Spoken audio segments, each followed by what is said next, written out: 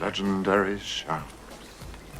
You know your weapons. It's a lever-action breech loader. Welcome to Watch Mojo, and today we're counting down our picks for the top 20 greatest sniper scenes in movies. I'm calling the plays. I say we're pulling out. Yeah, well, what about Doc J and 8-Ball? For this list, we'll be looking at the most interesting and most memorable scenes from movies involving sniper rifles. Warning, spoiler alert.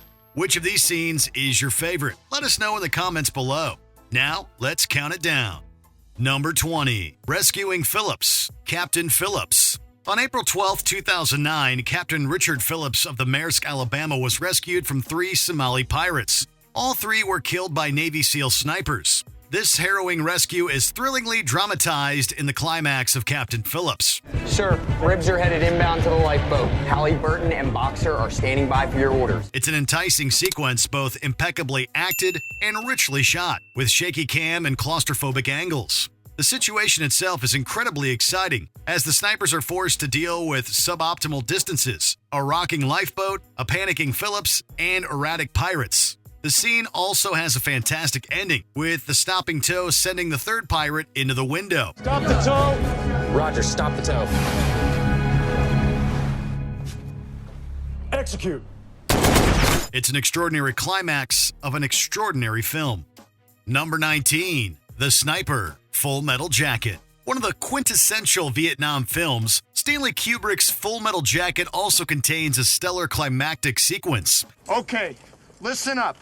I think we're being set up for an ambush. I think there may be strong enemy forces in those buildings over there. The squad is pinned down by a Viet Cong sniper, and she proceeds to kill Doc J, 8-Ball, and Cowboy. The remaining squad eventually finds the sniper, discovering that it's just a young girl. Joker proceeds to mercy kill the sniper after she is shot by Rafterman. What's she saying?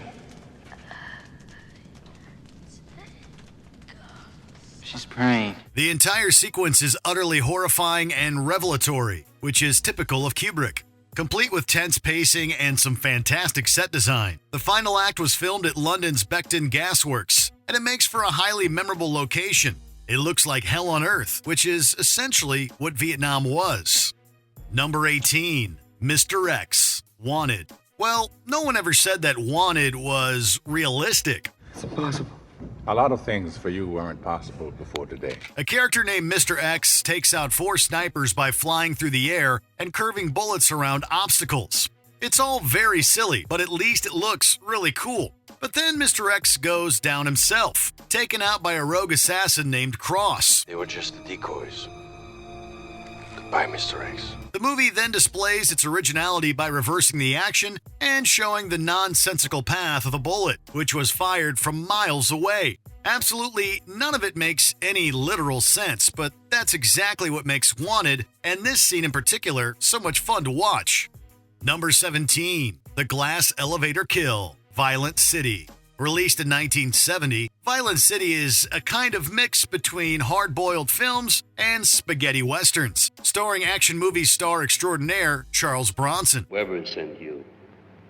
He gets me out, and I join the organization. One scene has 2 characters riding up a glass elevator, which is attached to the exterior of the building. As they ride in silence, the man is hit 4 times by an invisible sniper. The trapped woman proceeds to scan the nearby rooftops but cannot find anyone. That is until she herself dies from a precise shot to the head. While the acting is a little hammy, the scene is still quite effective at building tension, and it's a cool premise. Points for originality.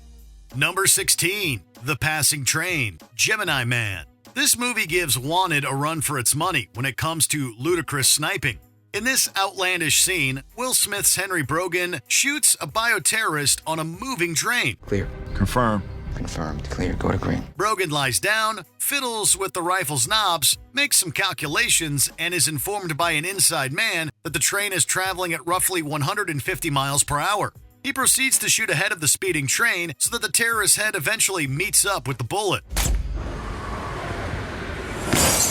It's a very silly scene, but it's also a very entertaining one. It's a lot of cool fun watching Henry's process, and there's something about that window pop that is ultimately satisfying.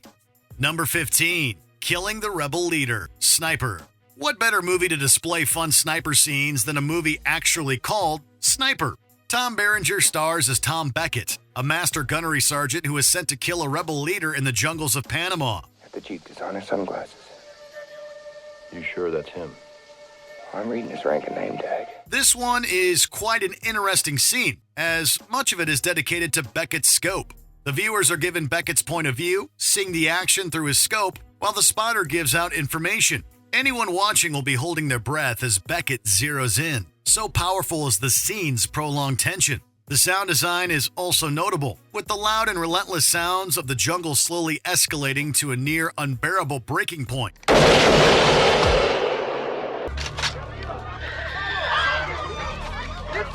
It's a great sniper scene in a movie full of them. Number 14, The Drill Site Shootout, Wind River. Taylor Sheridan's drama stars Jeremy Renner and Elizabeth Olsen, both of whom work together to solve a mysterious death in Wyoming's Wind River Reservation. Their investigation eventually leads them to a drilling site, and it's here that a massive shootout breaks out. Get away from the door!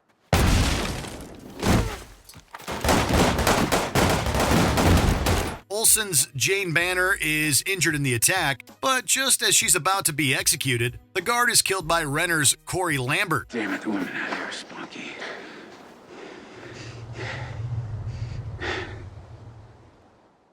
Corey takes out 4 guards from a distance, using his disguise to blend into the snow and one-up his assailants. It's a crazy good sequence, with Renner's character remaining off-screen to help establish his elusive nature. It effectively depicts the fear and paranoia that comes with an attacking sniper. Number 13, A Terrible Morning, Jack Reacher. In so many ways, sniper rifles can be the scariest weapon of all. They allow their users to kill from a distance and remain anonymous while doing so. That sense of unimaginable horror is captured to brutal perfection in the opening of Jack Reacher. A mysterious man plants himself near Pittsburgh's Allegheny River and begins taking shots at random civilians.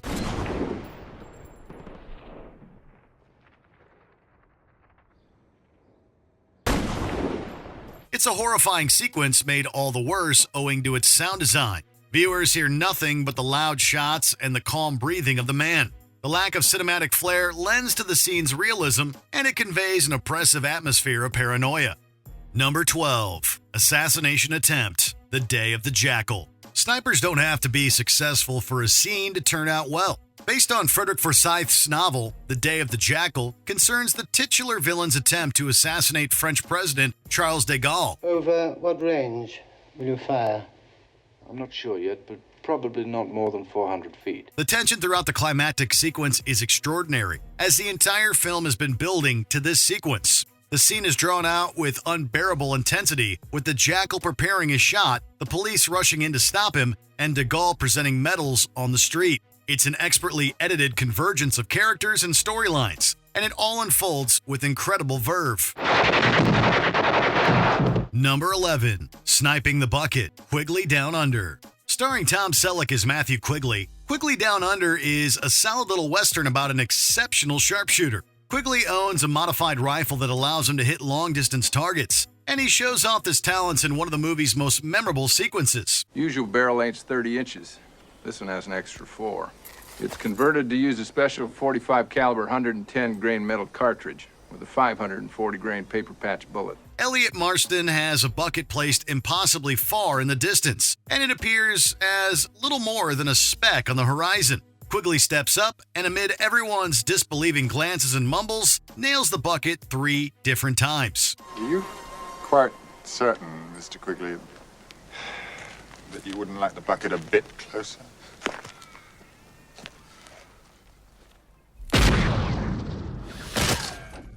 It's a greatly enjoyable sequence which is aided by the presence of Alan Rickman as the smug Marston. Watching his prideful smile disappear is immensely satisfying. Number 10, Sniper Training, Clear and Present Danger. Nothing here, Sergeant Major. Damn. He is good. In preparation for a top-secret black op, Willem Dafoe goes in search of an elite sniper. While assessing his abilities, instructors survey the landscape while the sniper must take shots at a metal target, remaining undetected the entire time. The vantage points come from both that of Chavez, the sniper, and the instructors. When the team fails to locate the gunman, they admit defeat and ask him to reveal his location, which was much closer than they could have imagined. All right, you won this one. Come on out. The scene works well, establishing the sniper's skills. The audience is left just as impressed with the sniper as the soldiers are. How does he move around so fast? Yes, sir! Number 9, the pimp. Phone booth. I can make him stop. Just say the word. What do you do when you've unintentionally incurred the wrath of a psychopath in possession of a high-powered firearm? According to this 2002 thriller, anything he says. Stu Shepard knows he's in a bind, trapped in the crosshairs with no means of escape. Stuck in a phone booth on someone else's turf, he ticks off a prostitute who sicks her pimp on him. Desperate, he tries to pay them off, but only manages to make matters worse. We can work this out. Get rid of him. In a cruel twist, Stu's tormentor offers to also serve as his protector, further complicating the power dynamic between them. In the heat of the moment, Stu yells out, Yes. What? Yes! and the sniper takes the lethal shot. Talk about a talented shooter and manipulator. Number 8, that's my kill. Jarhead. Thank you, Jesus. It seems simple, but the military's primary job when training soldiers is to make soldiers. People able to react and detach themselves, at least for a time, from consequences. However, when you're trained relentlessly to serve a single purpose, the drive to fulfill it can be overwhelming. That is the tragedy of this incredible scene from Jarhead. The snipers set up their shot perfectly, are given clearance, and are ready to fulfill their duties. However, at the last second, Major Lincoln abruptly changes the plan. The disappointment is too much for Corporal Troy to take. Throughout the film, the pressure has been building to this moment. Robbed of his release, Troy implodes. Number 7, Mountain Shootout. Shooter. You got no shot! No shot, Swagger! On top of a snowy mountain, Bob Lee Swagger agrees to an exchange. Evidence for a hostage. Framed for the murder of an Ethiopian archbishop while on the job looking for a would-be assassin. But after having gathered the evidence, he would clear his name. The widow of his best friend is kidnapped by the same people who framed him. Let's just say he's got more than a couple axes to grind. Staked out on the icy side of the mountain, Swagger coolly, pardon the pun, takes out the other snipers before completely disabling Jack Payne with nearly impossibly accurate shots. The moral of the story, don't betray someone with a telescopic lens and a dead eye. Number 6, Waterloo Station, The Bourne Ultimatum. Bourne, just stay where you are. When Jason Bourne tells you not to move, you damn well better stay put. It's a lesson that Simon Ross learns the hard way. After gathering information about Bourne and Operation Blackbriar, Ross is followed to London's Waterloo Station by the CIA and a Blackbriar sniper.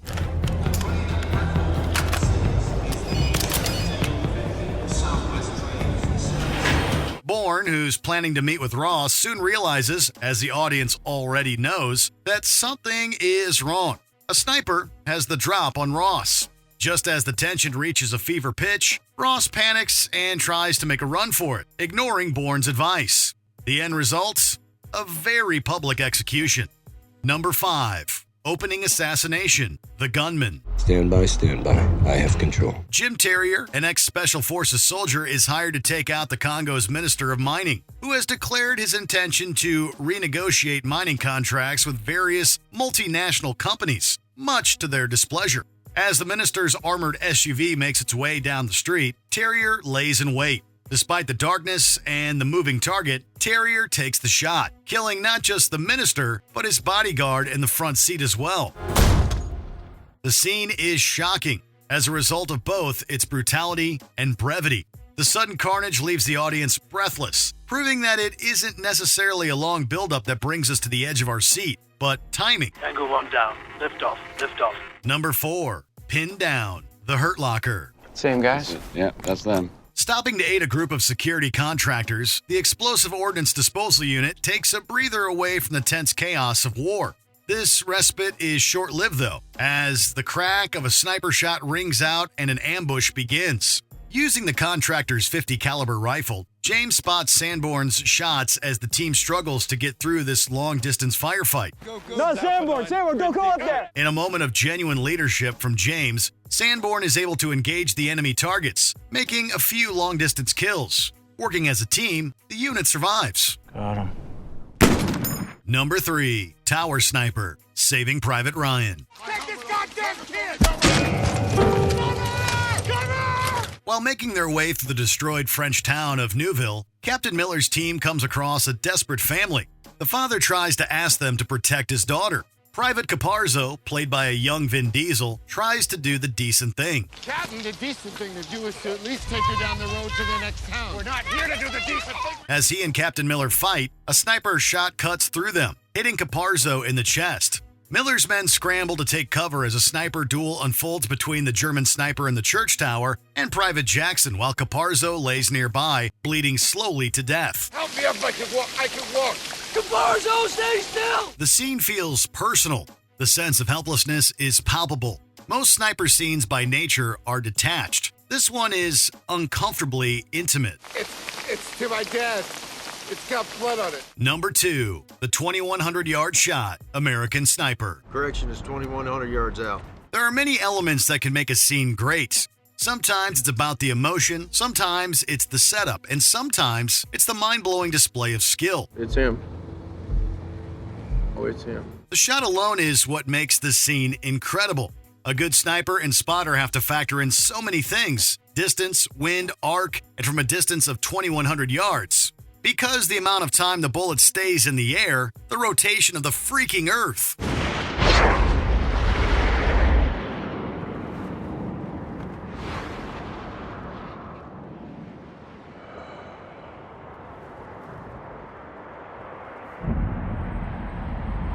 In a work of fiction, this scene would lose some of its impact. But given that American Sniper is a biopic, and this impossible shot was a real event, well, like we said, mind blown.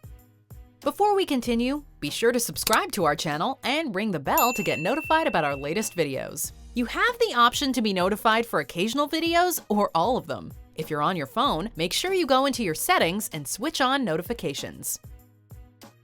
Number 1, Noise Cover, Enemy at the Gates. Do you know how to shoot? A little. There are many great sniper moments we could have chosen from this World War II dramatic thriller, but the nerve-wracking Battle of Stalingrad scene is a true standout. With their entire unit decimated, except for himself and the injured Commissar Danilov, Vasily Zaitsev must take out the nearby Germans if he hopes to have any chance of escape. The first time we see the legendary sniper in action, he certainly doesn't disappoint. He cleverly waits for explosions before taking each shot, hiding the sound of his rifle and the fact that they're still alive. The German officers are unaware that their compatriots are dropping like flies around them until it's far too late. You're not alone in your amazement, Danilov. Political officer, second class, 21st Infantry. Do you agree with our picks? Check out this other recent clip from WatchMojo, and be sure to subscribe and ring the bell to be notified about our latest videos.